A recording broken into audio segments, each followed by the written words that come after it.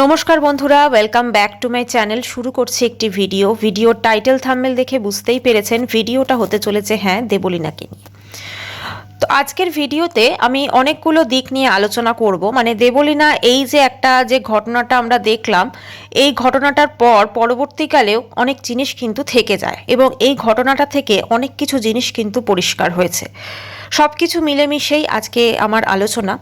শুরুতেই বলি, এই সোশ্যাল মিডিয়াতে যারা ব্লগ করেন, কিছু ডেলি ব্লগার, এখন ফেসবুকেও প্রত্যেকেই মোটামুটি ব্লগ করেন যারা একটু সেলিব্রিটি আছেন, তো তারা তাদের ডেলি লাইফ দেখান। এখন দেখুন, ডেলি লাইফের মধ্যে অনেকগুলো পার্ট আছে, এবার তারা সেটা ডিসাইড করবেন। মানে সবাই কিন্তু সব কিছু দেখায় না, আবার কিছু কিছু ব্লগার আছে সবাই সব কিছু দেখায়। যেমন ধরুন, আমি যদি দেবলীনার ক্ষেত্রেই ধরি, দেবলীনা রাত্রিবেলা মাঝরাতে মোটামুটি বাড়ি ঢুকছে, সেই মুহূর্তে তার হাজব্যান্ড ঘুমুচ্ছে। এটা খুব স্বাভাবিক একটা ঘটনা যে সে ঘুমোবে। এখন সে একদম ডাইরেক্ট ক্যামেরা নিয়ে বেডরুমে ঢুকে যাচ্ছে। বেডরুমে ঢুকে গিয়ে সে কিন্তু একদম মোটামুটি একটা যেরকম মানে সমস্ত কিছুই বলা যেতে পারে একদম নর্মাল যেরকম হয় সেরকম দেখিয়ে দিচ্ছে। কিন্তু আমার কথা হচ্ছে, সোশ্যাল মিডিয়াতে কতটা ঠিক দেখানো যায় আর কতটা যায় না। মানে এদের ধরুন, এরা যে ব্লগ করে অনেক ইমোশন কিন্তু ক্যাপচার হয়ে যায়, ভালো খারাপ সব কিছু। আজকে আমি দেবলীনার অনেক ব্লগ দেখছিলাম মোটামুটি। যদিও আমি দেবলীনাকে ফলো করি, কিন্তু ফলো করলেও মানে সমস্ত ব্লগ তো দেখা পসিবল হয় না। তো অনেকগুলো ব্লগ দেখলাম এবং দেখে অনেক কিছু জিনিস একটু বুঝতে পারলাম। সেটা হচ্ছে, প্রথমেই বলি, এই যে ধরুন যে ঘটনাটা ঘটলো, সেই ঘটনাটাতে আমরা একতরফেরটা শুনলাম। একতরফে মানে দেবলীনার মা, দেবলীনার দিদি আর ওর বন্ধু সায়ক, এরা মোটামুটি বলেছে। এবং ফার্স্ট মানে সব কিছুর ইয়েতে একটাই বোঝা গেল যে হাজব্যান্ডের সঙ্গে ওর একটা কিছু মনোমালিন্য হয়েছে, এটা বোঝা গেল। এবং শ্বশুরবাড়ির লোকের সঙ্গে মানে শ্বশুরবাড়ির রিলেটেড প্রবলেম। আচ্ছা, এই ডিসেম্বরেই বোধহয় 10 তারিখ করে ওদের অ্যানিভার্সারি গেছে। ওরা সেটা সেলিব্রেট করতে শান্তিনিকেতনে গেছিল। আচ্ছা, শান্তিনিকেতনে ও যে গেছিলো সেটা নাকি হোটেল প্রমোশন ছিল, সেটা ওর মা বলেছে, দেবলীনার মা। এখন ব্যাপারটা হচ্ছে, একটা নর্মাল সব কিছু ছিল এবং এই ঘটনাটা ঘটার 2-3 দিন আগেও কিন্তু একটা নর্মাল পরিস্থিতি ছিল, সেটা আমরাও দেখেছি, ওর ব্লগে দেখিয়েছে, যেদিন ও ট্রলিটা নিয়ে ঢুকলো। তো কথা হচ্ছে, এই যে ধরুন আজকে এইখানে একটা আবার বলতেই হয়, যেটা সবাই বলতে এখন বারণই করছে, 78টা পিল ঘুমের ওষুধ খেয়েও দেবলীনা কিন্তু মোটামুটি ঠাকুরের ইচ্ছায় সুস্থই আছে। আচ্ছা, কালকে একটা প্রতিবেদন দেখছিলাম, সেখানে যে তার বাপের বাড়ির পাড়াতে গেছে এবং সেখানে মানুষজন কিন্তু দেবলীনা সম্পর্কে বলছে। এখন দেখুন, পাড়াতে এখন ভালো লোকও থাকে, মানে ধরুন পছন্দের লোকও থাকে, অপছন্দের লোকও থাকে, তো মিলেমিশে মিশ্রিত প্রতিক্রিয়া হয়। এবং সেখানে একজন বলেছেন যে 78টা ঘুমের ওষুধ এটা বড় বাড়িয়ে বলে ফেলেছে, আর 2-3টে হবে হয়তো। হ্যাঁ, তো আর দেবলীনার ওখানে মা বা ওরা খুব একটা বেশি কেউ কথা বলতো না, তো এইরকম বলেছে। এবার ব্যাপারটা হচ্ছে, প্রবাহর দিকের কিন্তু আমরা কোনো রকম রিয়াকশান পাইনি। না তো প্রবাহ কোনো কিছু বলেছে, উল্টে প্রবাহ তার ফেসবুক প্রোফাইল লক করে দিয়েছে, না তো তার বাড়ির লোক কোনো কিছু বলেছে, কেউ কোনো কিছু কিন্তু বলেনি।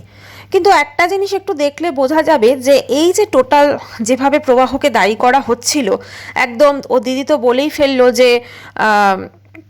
এমনকি নাকি ওর যে প্রবাহর যে ইনারওয়্যার সেটা পর্যন্ত নাকি ওর বোন কিনে দেয়, মানে দেবলীনা।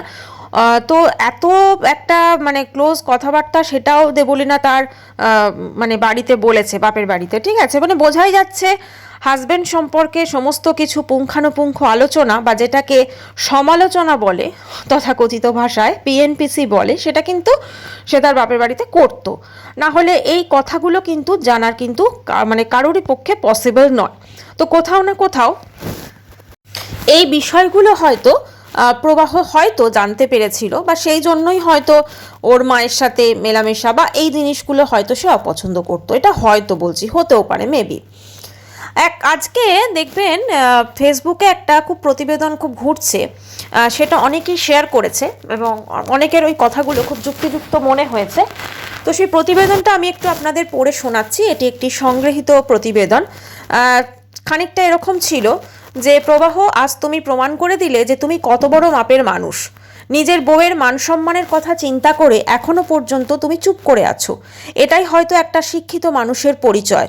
তুমি ভুলে গেছো এটা সোশ্যাল মিডিয়া, এখানে তার কথার বেশি বিশ্বাস করবে যার যত বেশি ফলোয়ার্স। আজ তোমাকে কম মানুষ চেনে বলে তোমাকে সবাই ভুল প্রমাণ করে তুমি পুরো ব্যস্ত হয়ে গেছে। সেলিব্রিটি হলেই যে সে ভালো বউ হবে তার কোনো মানে নেই। এর পরেরটা না আমি বলবো না, তার কারণ হচ্ছে এটা অ্যাকচুয়ালি সায়ক সম্পর্কে বলা হয়েছে যে দিনরাত্রি মেলামেশা করে। এইটা আমি একদমই এটার সঙ্গে আমি মনোমত পোষণ করতে পারলাম না, কারণ আমি যেটা বুঝতে পেরেছি সায়ক কিন্তু দেবলীনার অনলি একজন খুব ভালো বন্ধু। তো এর বিষয়ে কিছু বলবো না। তো এইখানে মোটামুটি এই যে লেখাটা দিয়েছে সেখানে একটা জিনিসই বোঝাতে হচ্ছে, আমরাও বুঝতে পারছি কোথাও না কোথাও, যে প্রবাহ কিন্তু তার শিক্ষার পরিচয়টা দিয়েছে। ও কিন্তু কোনো রকম রিয়াকশন ভিডিও বা কোনো রকম লাইভ বা কোনো কিছু কিন্তু করেনি। তার কারণটা হয়েছে ও যদি সেগুলো করতো তাহলে কিন্তু অনেক কিছুই হয়তো দেবলীনা সম্পর্কে বলতে পারতো, এবং দেবলীনা সম্পর্কে অনেক কিছু বলার পর হয়তো আরও জিনিসটা হয়তো অন্যরকম হয়ে যেত। কারণ এরা কিন্তু কেউ কম বলেনি, দেবলীনার মা বলুন, দেবলীনার দিদি বলুন, দেবলীনাও প্রথমেই জ্ঞান ফিসে, যেটা সায়ক যে ইন্টারভিউটা দেখিয়েছিল সেখানে আমি ভাবলাম প্রবাহকে ফোন করি, কিন্তু তারপর ভাবলাম যে কোনো ওদিক থেকে অ্যান্সার আসবে না, এই ধরনের কথা, সবসময় প্রবাহকে ছোট করার চেষ্টা কিন্তু একটা হয়েছে, কিন্তু প্রবাহ কিন্তু কোনো রকম রিয়াকশন কোনো কিছু বলেনি। এবং সোশ্যাল মিডিয়া জুড়ে প্রবাহ সম্পর্কে দেবলীনার হাজব্যান্ড সম্পর্কে যেরকম কুরুচিপূর্ণ পোস্ট শেয়ার করা হয়েছে সেটা কিন্তু আমরা প্রত্যেকে দেখেছি। দেখুন, এক তরফের কথা শুনে আমরা অন্যকে দায়ী করতে পারি না যতক্ষণ না তার দোষটা কিন্তু প্রমাণিত হচ্ছে। এটা কিন্তু অবশ্যই ভাবতে হবে। আমাদের যখন কোর্টে কোনো বিচারও হয় তখনও কিন্তু দু তরফের কথাই শোনা হয় এবং এভিডেন্স পেশ করা হয়, তারপরে কিন্তু একটা জায়গায় একটা নতিজায় পৌঁছানো হয়, তাই তো, একটা ফলাফলে একটা জাজমেন্ট দেওয়া হয়। তো সেক্ষেত্রে এখানে কিন্তু আমরা যে জিনিসটা দেখেছি যে প্রবাহকে, এমনকি প্রবাহর ছবির ওপরও আমি দেখলাম যে পাঁঠা একটা এরকম অনেক কিছু লেখা কিন্তু হয়েছে, কিন্তু এত কিছুর পরও কিন্তু প্রবাহ চুপ থেকেছে এবং চুপ থেকে কিন্তু কোনো রকম সে কিন্তু কোনো রিয়াকশন দেয়নি। এবার যদি আমরা প্রবাহর দিকটা দেখি, প্রবাহ কিন্তু পেশায় একজন পাইলট এবং অবশ্যই খুব ভালো স্কুল থেকে, কার্শিয়ানের বোধহয় স্কুলটা থেকে ও কিন্তু পড়াশোনা করেছে এবং একটা যথেষ্ট শিক্ষিত ফ্যামিলির দেখে মনে হয়। এখন যেগুলো দেবলীনা দিদি বলছিল আর কি, সেগুলোর সঙ্গে সত্যি কথা মেলানো যাচ্ছে না। বা আমরাও যে ওর ব্লগগুলো দেখেছি, ছোট ছোট ক্লিপিংসই তো এদের ব্লগ হয়, সেখানেও কিন্তু ওকে যথেষ্ট শিক্ষার পরিচয় দিতেই দেখেছি বা ভদ্র একটা ছেলে হিসেবেই কিন্তু দেখেছি। কিন্তু ব্যাপারটা হচ্ছে যে এখন দেবলীনা যে কথাগুলো বলছে তাহলে কি মিথ্যা? দেখুন, কোথাও না কোথাও হয়তো একটা অ্যাডজাস্টমেন্টের প্রবলেম হয়েছে, একটা মনোমালিন্য হয়েছে। কারণ দুজন মানুষ যখন এক ছাদের নিচে থাকছে, দুজনের আলাদা আলাদা ব্যাকগ্রাউন্ড, তো সেক্ষেত্রে হয়তো সেক্ষেত্রে ঠিকঠাক মিলমিশ হয়নি। কিন্তু এরা যেহেতু সোশ্যাল মিডিয়াতে এত বেশি এরা স্বচ্ছন্দ বোধ করে সব কিছু বলতে, যে একদম এইটা বলেই একদম বরের সঙ্গে ঝগড়া হয়েছে বলেই সে কিন্তু এই জিনিসটা টোটাল যে ঘটনাটা ঘটলো। এখন এই যে ঘটনাটা ঘটে গেল, এটাতে ক্ষতিটা কার হলো? আমি তো বলবো এখানে প্রবাহর থেকেও কিন্তু দেবলীনার অনেক বেশি ক্ষতির সম্ভাবনা ছিল। প্রথম কথা, আমি জানি না ও কতগুলো মেডিসিন খেয়েছে, যেটা 78টা দাবি করা হচ্ছে, সেটা আমারও এটা সন্দেহ আছে। কারণ 78টা যদি ঘুমের ওষুধ খাওয়া যায় তাহলে কিন্তু মানুষ কখনো সুস্থ থাকতে পারে না, সে কোমায় চলে যাবে। তো ওটা মনে হয় 78টা নয়, কমই হবে হয়তো। যাই হোক, কিছুটা তো ওকে শারীরিক অবনতি তোর হবেই, একটা শরীর খারাপ হবে। আর বয়স করা, আচ্ছা, আরেকটা জিনিস কালকে যেটা নন্দিনী ম্যাডামও বলেছেন, যে কোনো কিছু এই ধরনের কেসে, সুইসাইড কেস বা কোনো কিছু কেসে কিন্তু যখন হসপিটালে নিয়ে যাওয়া হয়, ডাক্তার কিন্তু চিকিৎসা শুরু করেন না, সেখানে কিন্তু একটা পুলিশে ইনকোয়ারির প্রয়োজন পড়ে। কিন্তু এক্ষেত্রে কিন্তু কোনো রকম কিছু হয়নি।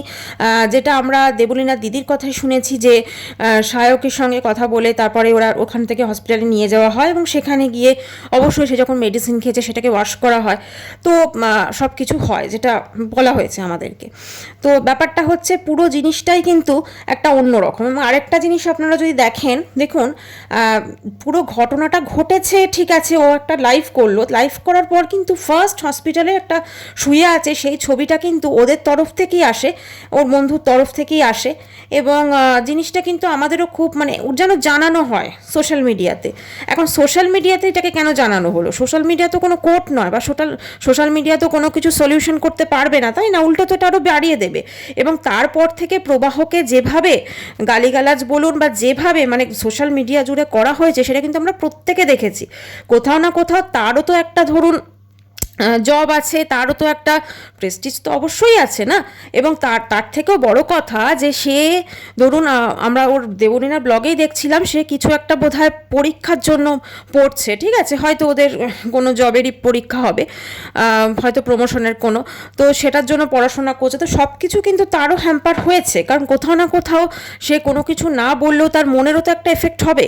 তো এবার এত কিছুর পরও কিন্তু দেবলীনা মা একটা কথা বলেছে, আমার মেয়ে কিন্তু ওই প্রবাহর সঙ্গেই সংসার করতে চায়। এবং ও কি প্রবাহ মানে দেবলীনাও নাকি বলেছে, ও দিদিও বলছিল যে খালি প্রবাহ একবার সরি বলুক, একবার বলুক, তারপর সব কিছু ঠিক হয়ে যাবে। কিন্তু একটা জিনিস যদি আমরা একটু ভাবি যে এত কিছুর পর মানে ধরুন এই যে টোটাল জিনিসটা ঘটলো, মানে দেবলীনা ব্লগে যেভাবে আমাদেরকে দেখিয়েছিল শ্বশুর শাশুড়ি হাজব্যান্ডের সঙ্গে যে সুন্দর সম্পর্কটা, এত কিছুর পর তো একটা সেই সম্পর্কটা তো পুরো মানে কাঁচের ঘরের মতো হয়ে গেল না। আমরা তো সব কিছুই একদম দেখতে পাচ্ছি যে সম্পর্ক ঠিক নেই। তাহলে এই জিনিসটাকে আগের সম্পর্কে কি সত্যি ফিরে যাবে? মানে দেবলীনা কি সত্যিই আবার প্রবাহর সঙ্গে সংসার করতে পারবে বা তার শ্বশুর শাশুড়ির সঙ্গে নর্মাল লাইফ লিড করতে পারবে? তো এইটা কিন্তু সত্যি এখন সময় বলবে, ভবিষ্যৎ বলবে। কারণ কোনো কিছু এই যে সোশ্যাল মিডিয়ায় যেটা হলো, এটাতে কিন্তু কোনো কিছু পাওয়া গেল না, তাই না? কোনো কিছু ফ্রুটফুল জিনিস কিন্তু হলো না, কারণ এটাতে কিন্তু টোটালটাই কিন্তু একটা ক্ষতি হলো, মানে একটা বদনামি হলো, একটা সবাই জানলো, এই ব্যাপারটা হলো। এবার ধরুন এরা যে মানে আজকে দেবলীনা ধরুন একটা সুন্দর মিষ্টি একটা মেয়ে, তো তারও তো কিছুটা মানুষ বলবে দেখো ওকে 78টা পিল খেয়েছে, এইটা নিয়ে তো একটা ব্যঙ্গাত্মক জিনিস হয়ে গেল, তাই না? কারণ কোথাও না কোথাও তো সবাই বুঝতে পারছে যে 78টা ঘুমের ওষুধ খেলে কেউ কোনোদিনও সুস্থ থাকতে পারে না। তো এইটা কোথাও না কোথাও একটা মিথ্যা বলা হয়েছে, এটা কেউ মানুক আর না মানুক, এটা মিথ্যা বলা হয়েছে। তো সেক্ষেত্রে এই জিনিসটা এইগুলো নিয়ে হয়তো দেবলীনাকে পরবর্তীকালে বিভিন্ন হয়তো ব্যঙ্গবিদ্রুপ শুনতে হতে পারে। আর যেহেতু ও তো শো করে বেড়ায় বিভিন্ন জায়গায়, তো ওর কোথাও না কোথাও ওরও কিন্তু একটা প্রেস্টিজ কিন্তু ডাউন হয়ে গেল আমার যেটা মনে হয়। মানে তুমি তোমার হাজব্যান্ডের সঙ্গে ঝগড়া হয়েছে বলে তুমি লাইভ করে তুমি এই ধরনের জিনিসপত্র বলছো, বা তোমরা টোটাল জিনিসটাকে যেভাবে সোশ্যাল মিডিয়ায় আনা হলো আজকে, তো সেই জিনিসটা সত্যিই খুব খারাপ লাগছে। কারণ এখানে যদি আমরা দেখি এই যে প্রবাহ সম্পর্কে যে মানে পোস্টটা দেওয়া হয়েছে, এই পোস্টটাই কিন্তু প্রবাহকে কিন্তু মানে এটা কিন্তু অনেকে শেয়ার করেছে এই পোস্টটা। কারণ যিনি লিখেছেন খুব একটা তো ভুল কিছু লেখেননি, কারণ শিক্ষিত বলেই কিন্তু সে আজকে এরকম চুপ করেছিল, না হলে কিন্তু অন্য কেউ হলে তার তরফ থেকেও কিন্তু হয়তো শুরু হয়ে যেত অনেক কথা বলা বা কিছু। কারণ যেভাবে তার শুধু প্রবাহকে তো নয়, তার মা বাবা সবাইকে যেভাবে বলা হয়েছে, সেটা কিন্তু দেখুন কে দোষী নয় সেটা তো আমরা জানি না, সেটা অবশ্যই ওরা জানে, যারা বলছে সেরা খুব ভালো করে জানে যে কে দোষী আর কে দোষী নয়। আর এখানে দোষ গুণের প্রশ্নই নেই। এখানে যদি ওদের একটা সম্পূর্ণ একটা ফ্যামিলিতে একটা বসে এটাকে সর্ট আউট করা যেত, একটা তাদের আলোচনা করা যেত, তো সেক্ষেত্রে আর যদি ধরুন আমি মানছি যে ওদের সম্পর্কের হয়তো অবনতি ঘটেছে, ঠিক আছে, ওরা একসাথে থাকতে পারবে না, সেপারেশনে থাকবে বা ডিভোর্স নেবে, যা কিছু, তো সেক্ষেত্রে তো তারা সেই জিনিসটাকে মানে এরকমভাবে কেন সোশ্যাল মিডিয়ায় আনলেন, তাই না? কারণ এইভাবে সোশ্যাল মিডিয়ায় এনে আলটিমেটলি কিন্তু কিছুই লাভ হলো না, আমার মনে হয় আরও বেশি ক্ষতি হলো।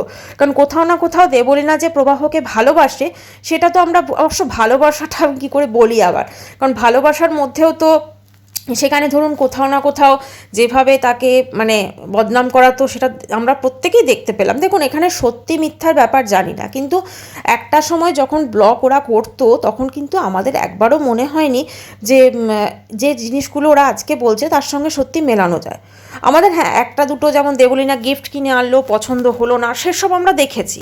দেবলীনা গিফট কিনে আনলো, ওর পছন্দ হলো না, আবার তার পরের গিফটটা পছন্দ হলো। আমরা এটাও দেখেছি যে দেবলীনার জন্মদিনে সারপ্রাইজ দিয়েছে, আমরা এটাও দেখেছি যে সে কিন্তু প্রবাহর তার রান্নার লোক কোথায় ছিল বা মাসিকে দিয়ে রান্না করিয়ে রেখেছে দেবলীনার জন্য, এইগুলো কিন্তু ওর ব্লগে দেখা গেছে, এগুলোকে তো অস্বীকার করা যাবে না। তাহলে যদি সেই মানুষটা এতটাই খারাপ হয়, তাহলে কেন সে মানে এতদিনও ওই মানুষটার সঙ্গে থাকলো, এবং থাকার পর হঠাৎ করে 3 দিনের একটা ডিফারেন্সে সে এরকমভাবে কেন করলো, এটা অবশ্যই ভাবতে হবে।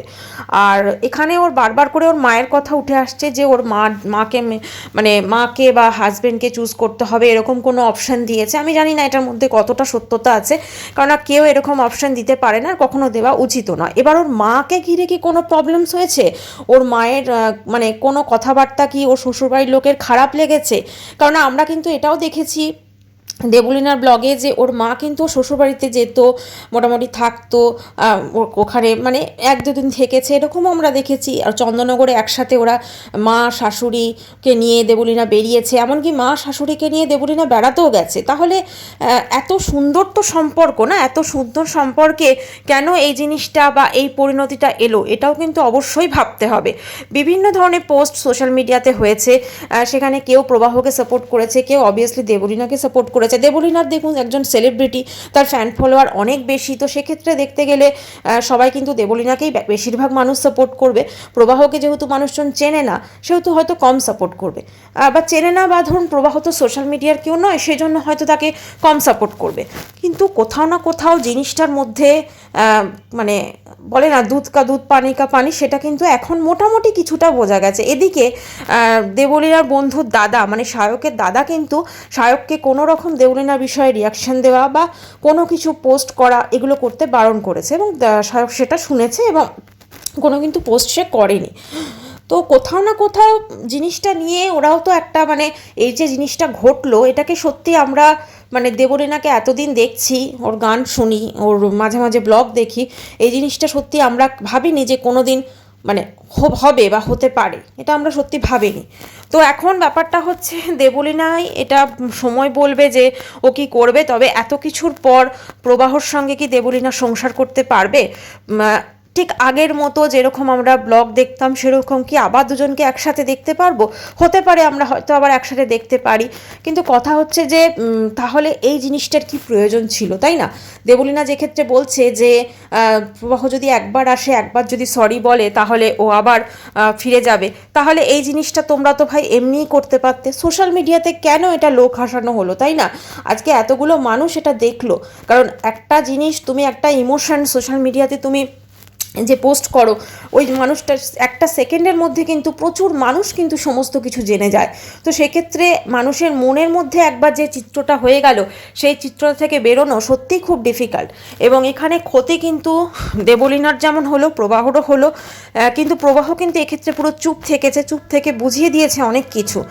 আর সত্যি কথা বলতে কি আমার যেটা মনে হয়, যদি সত্যিই যেটা রেজিস্ট্রি নিয়ে কথা উঠছে, আমি জানি না রেজিস্ট্রিটা নিয়ে কথা উঠছে এটা মধ্যে কতটা সত্যতা আছে, কেন হয়নি রেজিস্ট্রি, তবে যেখানে প্রবাহ মানে দেবলীনাকে বিয়ে করেছে, গোটা সোশ্যাল মিডিয়া সেটা দেখেছে, এমনকি দেবলীনাকে নিয়ে তার প্রবাহ তার বন্ধুর সঙ্গে বেড়াতেও গেছে, ওরা যে ফরেনে বেড়াতে গেছিলো।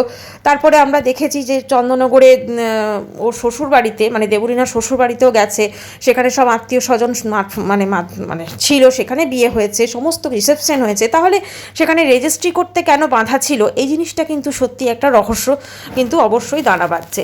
তো সেই রহস্যটা তো অবশ্যই ভবিষ্যতে হয়তো আমরা বুঝতে পারবো কি ব্যাপার। তবে একটাই বলবো, এই টোটাল ঘটনাটাতে কিন্তু ক্ষতি অনেক বেশি দেবলীনারই হলো আমার মনে হয়।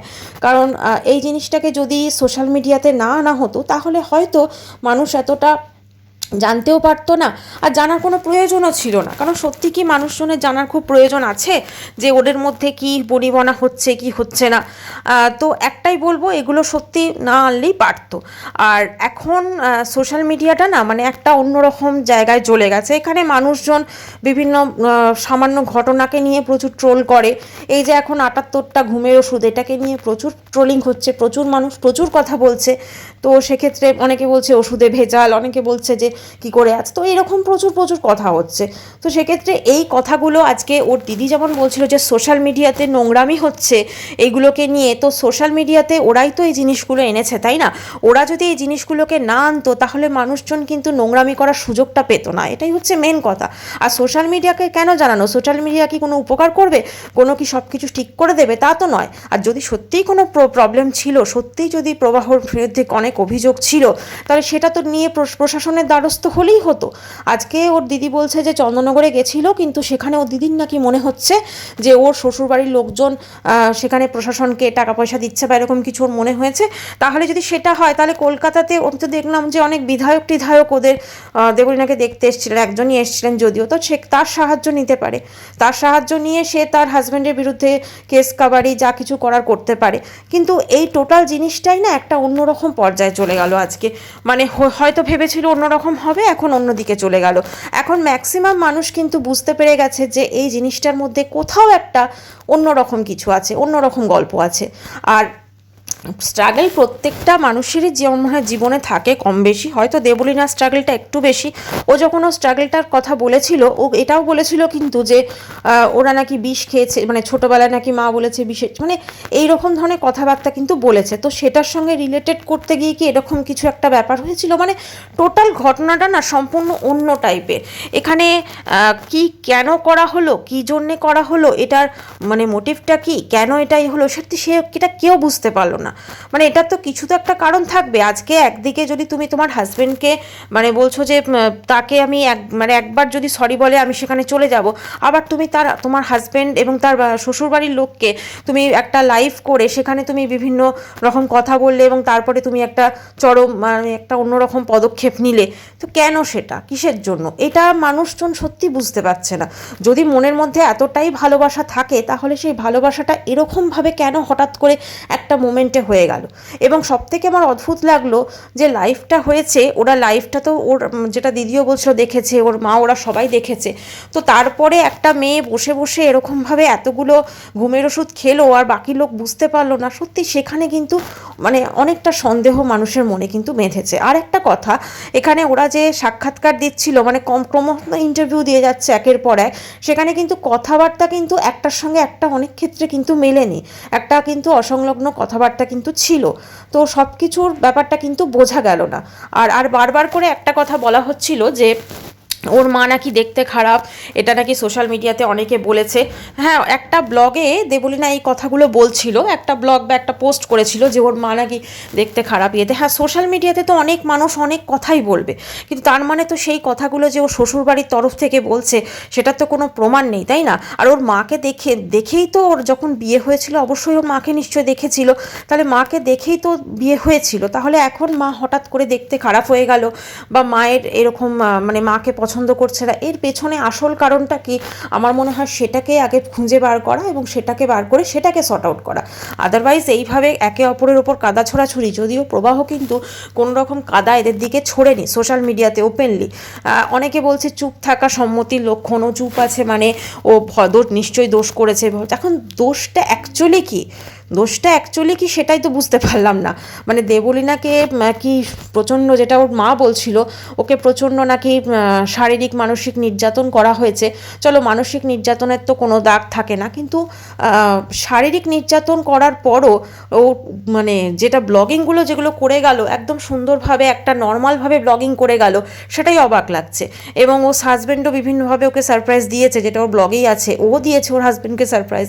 তো সব কিছু মিলেমিশে এতটা নর্মাল লাইফ তারা কী করে লিড করলো এত কিছুর পরও? এটা হচ্ছে অবশ্যই ব্যাপার। আর যদি এত কিছুর পর এত কিছু এই যে নর্মাল লাইফটা লিড করেছে, এটা যদি অ্যাক্টিং হয়ে থাকে ভাই, তাহলে তো নিশ্চয়ই এটা তোমাদের ব্লগ মানে বলা, রিয়েল লাইফের ব্লগ বলা উচিত হয়নি, তাই না? এটা অ্যাক্টিং বলা উচিত ছিল। সত্যি মিথ্যা কী সেটা একান্তই ওরা জানে, এবং অবশ্যই সেটা সময়ও হয়তো বলে দিয়েছে অনেকটা, বা হয়তো আরও বলবে। তবে একটাই বলবো যে সব কিছু ঠিক হয়ে যাওয়াটা তো অবশ্যই বেটার। তবে এত কিছুর পর মানে যেখানে প্রবাহ যেভাবে নিন্দে করা হলো এবং ওর শ্বশুরবাড়ির লোকেরও যেভাবে নিন্দে করা হলো, এত কিছুর পর এই দুটো সুন্দর মানে হৃদয় কি আবার জোড়া লাগবে? আবার কি ওরা একসাথে সংসার করতে পারবে? আবার কি ওরা একসাথে ব্লগ বানাতে পারবে? সেটা সত্যি আমাদের প্রত্যেকের মনে কিন্তু প্রশ্ন জাগছে। কারণ কোথাও না কোথাও আজকে এই জিনিসটা একটা সুন্দর সংসার, একটা সুন্দর মানে যেভাবে আমরা দেখতাম যেটুকু ছিল সেইটুকু যেন কোথাও না কোথাও অন্যরকম হয়ে গেল, ভেঙে গেল বলবো না, কারণ হয়তো আবার ওরা একসাথে হবে, এটা ঈশ্বরের কাছে প্রার্থনা। যাই হোক বন্ধুরা, ভিডিওটা এখানে শেষ করছি। চ্যানেলটি ভালো লাগলে অবশ্যই করে সাবস্ক্রাইব করার অনুরোধ রইল। বাই সবাই।